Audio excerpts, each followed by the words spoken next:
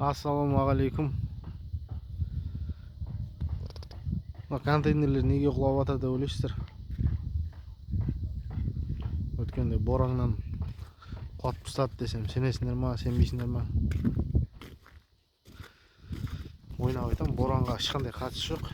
Бұны құлатқан себебіміз контейнердің астын утеплять етейін деп жатырмыз. Осы екі контейнер бізде жилой контейнер болады, яғни ішінде адам өмір сүреді, тұратын. Контейнердің асты көргендер бар, көрмегендер бар. Мынадай болады.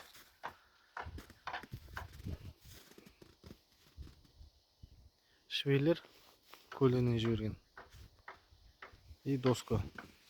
Полы ғой, еделі ағаш. Ары кетсе 3 сантиметр. Сондай болады қалыңдығы ағаштың. Енді осыны сыртынан біз утеплять етеміз бұйырса. Видеоларын салып отырам. Сіздер лайк басып қолдап отырсаңыздар болды. Екінші контейнер дәл солай істеледі.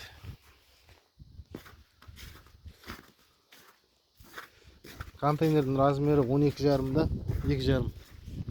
Нақтырақ айтатын болсақ 12,20 ұзындығы. Ені 2,44. Биіктігі 2,69. Астын утеплять етеміз. Екеуін қайттан орнына тұрғызамыз аяқтарына. Ішін істейміз. Ішін қалай утеплять еткен дұрыс. Соның бәрін салып отырам. Жазыламыз каналға.